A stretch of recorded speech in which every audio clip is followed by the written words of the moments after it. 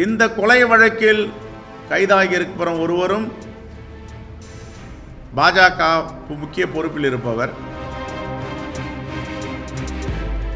முதல் தகவலை அறிக்கை தாக்கல் செய்த பிறகு துணிச்சலாக ஒரு தேசிய கட்சி அவர்களுக்கு பொறுப்பை கொடுத்தது ஒன்று. இரண்டாவது, அவர்களை அழைத்து கொண்டு போய் ஒன்றிய அமைச்சர்களை சந்திக்க வைத்தது, பிரதமருடைய கூட்டத்தில் கலந்து கொள்ள வைத்தது. இதையெல்லாம் எதை காட்டுகிறது? இதெல்லாம் யாருன்னா ஆதரிப்பாங்களா? ஒரு மனிதன் படுகொலை ஆதரிக்கிறான், வேடிக்கை பார்க்கறான், மனுஷனா இருக்க முடியுமா? நேற்றுக்கே சொன்னோம், நேற்றுக்கு சந்தீப் ராய் ரத்தருடைய பத்திரிகையாளருடைய சந்திப்பில் அவர் இப்படி பேசியிருக்க கூடாது, தவறுன்னு உடனே அவரை மாத்துறாங்க. சார் என்ன எப்படி சார் அழுத்தம் சவுண்டா பேசணுமா?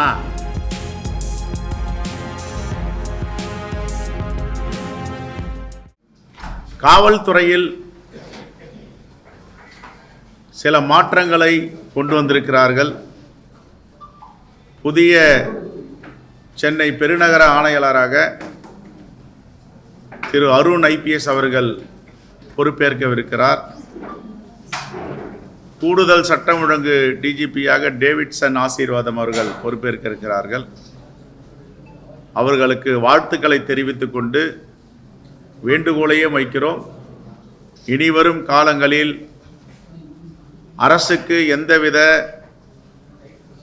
கெட்ட பெயரும் நற்பெயருக்கு களங்கம் விளைவிக்கும் வகையில் குற்றங்கள் நடக்காமல் பாதுகாத்து கொள்ள வேண்டும். இதுதான் எங்களுடைய வேண்டுகோள். ஒரு 3 தினங்களாக சென்னையில் ஒரு அசாதாரண சூழல் நிலவியது.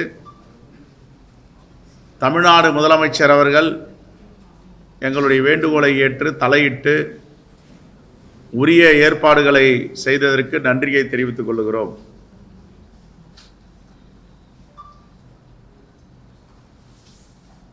குறிப்பாக எல்லா விமான நிலையங்களும் கூரைகள் கீழே விழுகின்றன, கட்டடங்கள் ஆபத்தான நிலையில் இருக்கிறது. இதற்கு என்ன காரணம் என்று கேட்ட பொழுது, தேர்தல் நன்கொடை பத்திரமாக பணத்தை எங்களிடம் வாங்கி கொண்ட பிறகு நாங்கள் எப்படி தரமான கட்டிடத்தை தர முடியும் என்ற கேள்வி அங்கங்கே எழுந்து வருகிறது.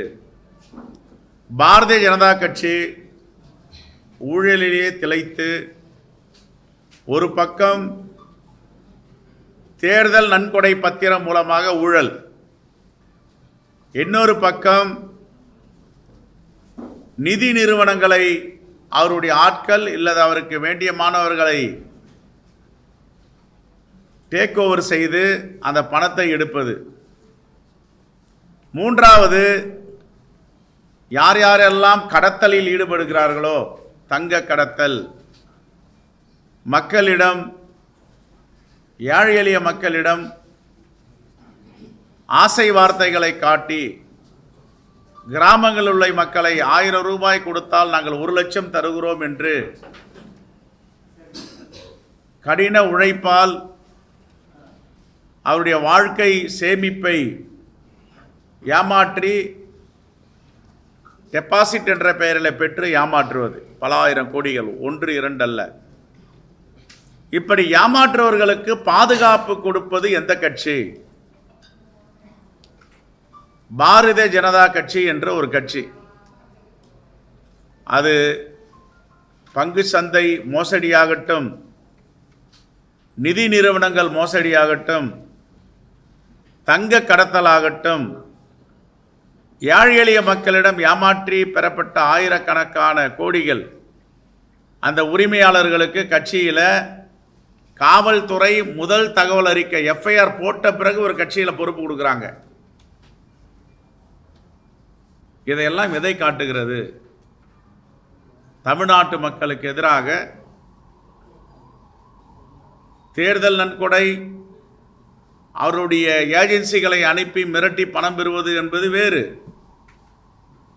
மத்திய ஒன்றிய அரசை பயன்படுத்தி இப்படிப்பட்ட வேலையில் இறங்கி நிதி நிறுவனங்களை டேக் ஓவர் செய்வது, வெகுஜன மக்களை ஏமாற்றி ஆயிரக்கணக்கான கோடிகளை கொள்ளையடித்து வந்தால் அவர்களுக்கு கட்சியிலே முக்கிய பங்களித்து பொறுப்புகள் கொடுத்து அவர்களை ஆதரிப்பது, அரவணைப்பது, காப்பாற்றுவது அல்லது தைரியம் கொடுப்பது, இதுதான் பாஜகவுடைய சித்தாந்தமாக இன்று தமிழ்நாட்டில் இருக்கிறது. ஆருத்ரா கோல்டில் முதல் தகவல் அறிக்கையெல்லாம் ஒரு குற்றவாளி நாங்கள் சேர்க்கப்படுகிறோம், நீதிமன்றத்தில் நிறுத்துவோம். முதல் தகவலை கொடுத்த பிறகு பாஜக விளையாட்டுத்துறையில் விளையாட்டாக இவர்களை சேர்த்து வெகுஜன மக்களுடைய விரோதத்திற்கு ஆளாகி அவர்களிடம் என்ன பெற்றார்கள் என்று தெரியவில்லை. ஆனால் அந்த அதிகாரமும் அந்த ஏமாற்று பணமும் எதுவரை பாய்ந்திருக்கிறது என்றால், ஒன்றிய அமைச்சரை சந்திக்கிறார்கள், பிரதம மந்திரி கூட்டத்திலே கலந்து கொள்ளுகிறார்கள். இதையெல்லாம் எதை காட்டுகிறது? நீங்கள் இன்னும் ஏழை எளிய மக்களிடம் கொள்ளையடியுங்கள், ஏமாற்றுங்கள், நாங்கள் உங்களை காப்பாற்றுகிறோம். ஆனால் 2 தினங்களுக்கு முன்பு சென்னையில் நடந்த படுகொலையில் இந்த தங்க நிறுவனத்தின் பெயர் 2 நாட்களாக நாங்கள் இருந்தபொழுது அடிபடுகிறது. புதியதாக பொறுப்பேற்றிருக்கின்ற காவல்துறை ஆணையர் இந்த வெகுஜன மக்களை ஏமாற்றிய இந்த கும்பல் ஆருத்ரா கோல்ட், ஹரீஷ், ராஜசேகர், இந்த கொலை வழக்கில் ஈடுபட்டிருக்கின்ற காவல்துறை சொல்லுகின்ற அவர்களுக்கும் இவர்களுக்கும் என்ன தொடர்பு இருக்கிறதா இல்லையா? ஆதாரத்தோடு பேசுகிறார்களா இல்லையா? 2 நாட்களாக இதை மையப்படுத்தித்தான் பேச்சுகள் நடந்து கொண்டிருக்கின்றன. காவல்துறை தன்னுடைய விசாரணையை இந்த பக்கமும் விசாரிக்க வேண்டும். எதற்காக இந்த பிரச்சனை ஏற்பட்டது? இதில் என்ன தலையீடு? இதையெல்லாம் தீர விசாரிக்க வேண்டும் என்பதுதான் எங்களுடைய வேண்டுகோள். எவ்வளவு நாட்கள் வெகுஜன மக்களை, அரசியல் கட்சிகளை மிரட்டி, ஒரு பக்கம் ஏஜென்சிகளை வச்சு மிரட்ட வேண்டியது, இன்னொரு பக்கம் சமூக விரோதிகளை கட்சிக்குள் சேர்த்து கொண்டு எல்லாரையும் பயமுறுத்துவது. எல்லோரும் பெரிய பெரிய தாதாக்கள் தான் அந்த கட்சியில் தலைவர்களாக இருக்கிறது, முக்கிய பொறுப்புகள். இந்த கொலை வழக்கில் கைதாகி இருக்கிற ஒருவரும் பாஜக முக்கிய பொறுப்பில் இருப்பவர், இன்னொருவரும் பொறுப்பில் இருக்கிறார் என்று சொல்லுகிறார்கள். இது என்ன செய்தியை இவர்கள் சொல்ல விரும்புகிறார்கள் என்றால், நாங்கள் இப்படிப்பட்டவரைத்தான் வைத்திருப்போம், நீங்கள் கவனமாக இருங்கள், அப்பொழுது எந்த அரசியல் கட்சி தலைவர்களுக்கு பாதுகாப்பு இருக்கும்? இந்த ஒரு கேள்வி எழுகிறது. எல்லா அரசியல் கட்சி தலைவர்களுக்கும் ஒரு அச்சுறுத்தல். நீதி நியாயத்தை பேசினால், மக்களுடைய பிரச்சனையை கேட்டால் மிரட்டுவது. ஆகவே இதை காவல்துறை இரும்பு கரம் கொண்டு அடக்க வேண்டும். யாராக இருந்தாலும், எந்த பின்புலமாக இருந்தாலும் அவரை உடனே கண்டறிய வேண்டும். இனி வரும் காலங்களிலாவது இப்படிப்பட்ட மிரட்டல், உருட்டல், அதிகாரத்தை வைத்து வெகுஜன மக்களை மிரட்டுவது, அரசியல் கட்சி தலைவர்களை கொலை செய்வது போன்ற நடவடிக்கையில் யார் யாரெல்லாம் ஈடுபடுவார்களோ அவர்களை இப்பொழுதே ஒடுக்க வேண்டும் என்பதை நாங்கள் கேட்டுக்கொள்கிறோம்.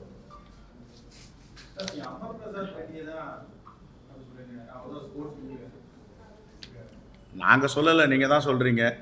2 நாளாக பத்திரிக்கையாளர்லாம் அதான் சொல்கிறாங்க. ஒருத்தர் மேலே ஒரு எஃப்ஐஆர், முதல் தகவல் அறிக்கை பதிவு பண்ணுறாங்க. பதிவு பண்ண பிறகு கட்சியில் இணைச்சி அவருக்கு பொறுப்பு கொடுக்குறாங்க, மாநில அளவில் பொறுப்பு. கைது செய்யப்பட்டவர்கள் ஒருத்தர் அமைச்சர், முன்னாள் அமைச்சர் நாசரோட புகைப்படத்தில் இருக்காரு. அவர் என்ன பொறுப்புல இருக்காரு? திமுக போஸ்டரோட சமூக வலைதளத்தில் வந்திருக்கு. அதை நீங்க பார்க்கலையா? அவர் கைது செய்யப்பட்டவர்கள் ஒருவர் போலீசாரால் கைது செய்யப்பட்டவர். இது ஒண்ணு. 2வது, ஒரு மாதத்தில் 132 கொலைகள் நடக்கிற அளவுக்கு சட்டம் ஒழுங்கு சீரழிந்திருக்கிறது என்று சீமான் கூறியிருக்கிறார். இப்போ நான் நீங்கள் கேட்குறதுக்கு முன்னாடி நான் தான் சொன்னேன், இனி வரும் காலங்களில் இப்படிப்பட்ட சம்பவங்கள் நடக்காமல் புதிய பெருநகர காவல்துறை ஆணையாளர் பார்த்து கொள்ள வேண்டும், நடவடிக்கை எடுக்க வேண்டும். நடப்பதற்கு முன்பாக நடவடிக்கை எடுக்க வேண்டும்லாம் இப்போ முன்னாடி தான் சொல்கிறேன். நீங்கள் இதை எப்படி பார்க்குறீங்கன்னா தவறு நடக்குன்னு தானே சொல்கிறோம், நடக்கக்கூடாதுன்னு சொல்கிறேன். இனிமேல் பாதுகாப்பு நேற்றுக்கு நாங்கள் விசாரிச்சதில் திமுக பொறுப்பில் இல்லை, ஒரு மேனாள் அமைச்சர் கூட புகைப்படம் எடுத்திருக்கார். ஆனால் அந்த கட்சியில் வந்து குற்றப்பத்திரிகை தாக்கல் செஞ்ச பிறகு அவருக்கு பொறுப்பு கொடுக்கல. அது அவருடைய உரிமை, அவர் கேட்குறாங்க, நம்ம என்ன சொல்ல முடியும்? அவருடைய கட்சி நடத்துகிறார், ஒரு தேசிய தலைவர். ஒவ்வொருத்தருக்கும் ஒரு பார்வை. என்னை பொறுத்தவரை தமிழ்நாட்டு காவல்துறை ஸ்காட்லாந்து காவல்துறைக்கு நிகரான காவல்துறைன்னு எல்லோரும் பேசியிருக்கோம். பேசாதவங்க யாருமே கிடையாது. தமிழ்நாட்டை யாரும் விட்டு கொடுக்க முடியாது, தமிழ்நாட்டு காவல்துறை விட்டு கொடுக்க முடியாது. அந்த அடிப்படையில் நம்பிக்கை இருக்குது.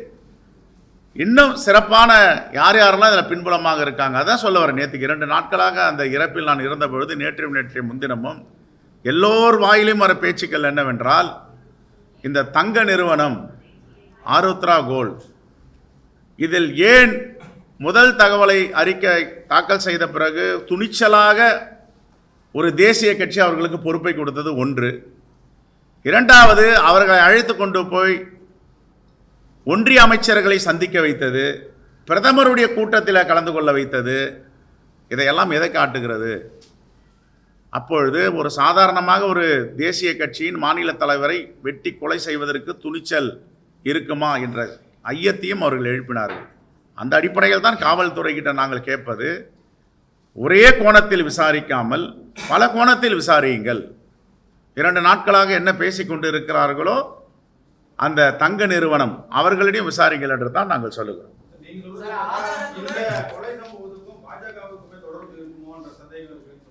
நம்ம ட்ரையல் மீடியா நடத்த முடியாதுல்ல. எங்களுக்கு எதிர்கட்சி தான் பாஜக, நான் இல்லைன்னு சொல்லலை. எதிர்கட்சி, நாங்கள் எதிரி கட்சியாக இன்றைக்கும் காங்கிரஸ் பெரிய யாரையும் பார்க்காது. எங்களுக்கு கிடைச்ச தகவலை ஆதாரபூர்வமாக கடிதங்கள் கொடுத்துருக்காங்க, நாங்கள் சொல்கிறோம்.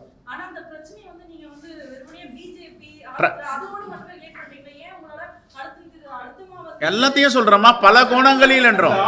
பல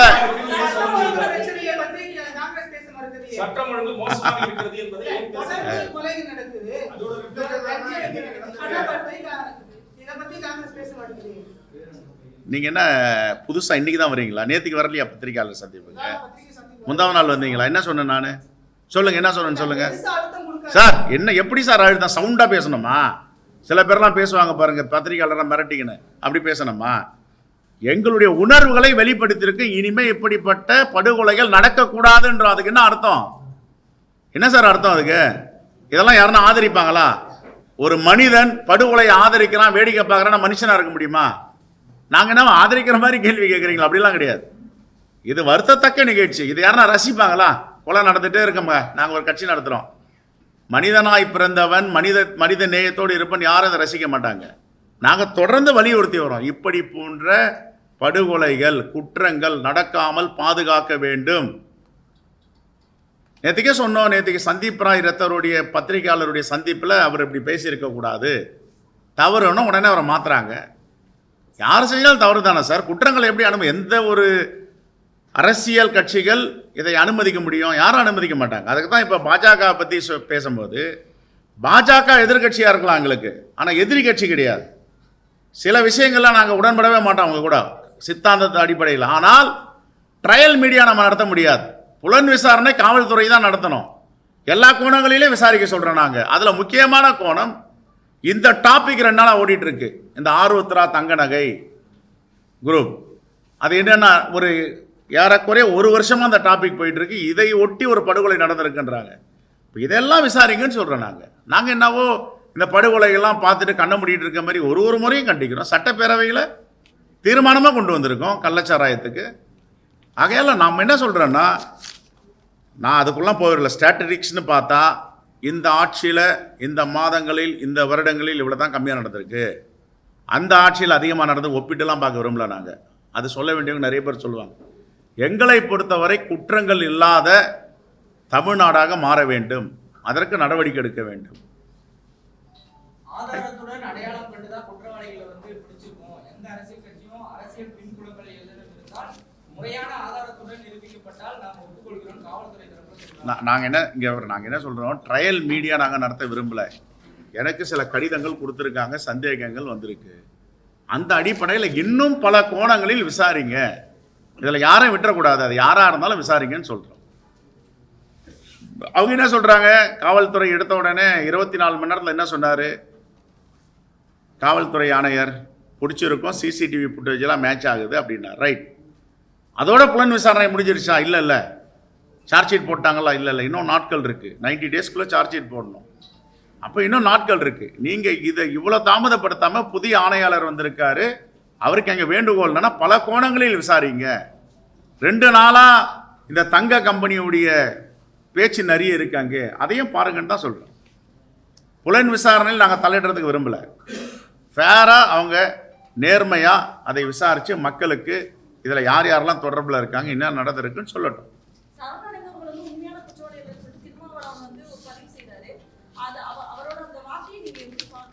இல்லைம்மா, உண்மையான குற்றவாளி அப்படிலாம் கிடையாது.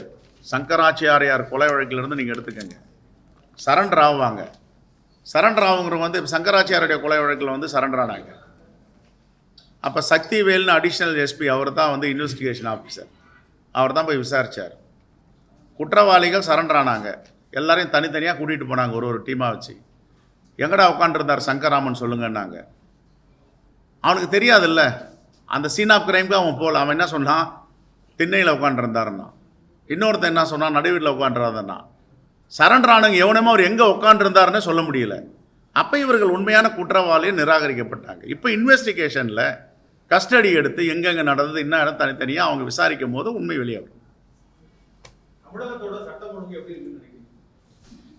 சட்டம் ஒழுங்கு இன்னும்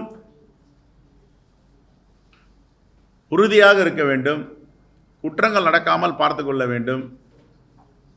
இந்த சட்டம் ஒழுங்கு பிரச்சனை, கொலைகள் நடப்பது, குற்றங்கள் நடப்பதை அது எந்த ஆட்சியாளர்களும் விரும்ப மாட்டார்கள். விருப்பத்தோடு யாரும் இதை ஏற்றுக்கொள்ளவும் மாட்டார்கள். ஆனால் இன்னும் இரும்பு கரம் கொண்டு அடக்க வேண்டும். குறிப்பாக போதைப் பொருட்கள் நடமாட்டம், இந்த போதைப் பொருட்கள் நடமாட்டத்தை முழுமையாக தடுத்து நிறுத்த வேண்டும். இது எங்கிருந்து வருது, எந்த மாநிலத்திலிருந்து உற்பத்தி ஆகுது, எந்த மாநிலத்தில் எந்த துறைமுகத்திலிருந்து சென்னைக்கு வருது, இதெல்லாம் ஏற்கனவே பல முறை சொல்லிட்டோம். அதை கட்டுப்படுத்தணும். Thank you. Right sir, Delhi airport பத்தி சொன்னீங்க இல்லையா, ரூஃப்லாம் ஓடுது அப்படின்னு. யூனியன் மினிஸ்டர் சொல்லிட்டாரு, ரயில்வே சொல்லிட்டாரு, அது வந்து காங்கிரஸ் காலத்தில் கட்டப்பட்டது, அதனால எங்களுக்கு அதுக்கு கிடையாது சொல்லி அவர் பேசியிருக்காரு. காங்கிரஸ் காரர்கள் எங்க நாங்கள் கூறலாம் போட்டோம். 2009 கட்டப்பட்டது அவரே சொல்லியிருக்காரு.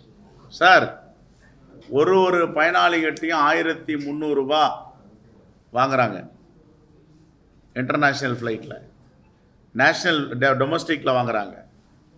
ஒரு வருடமும் அதை இன்ஸ்பெக்ஷன் பண்ணி அதோடைய தரம் சரியாக இருக்கான்றத செய்ய வேண்டிய பொறுப்பும் கடமையும் குவாலிட்டி கண்ட்ரோல் அந்த ஏஏஐ ஏர்போர்ட் அத்தாரிட்டிக்கு உண்டு. நாங்கள் ஆட்சியை இழந்து 10 ஆண்டுகளுக்கு மேலே ஆயிடுச்சு. வருஷம் இன்ஸ்பெக்ஷன் பண்ணி சர்டிஃபிகேட் கொடுக்கணும். அதுக்கு கூரை உறுதியாக இருக்குது, கட்டடம் உறுதியாக இருக்குது.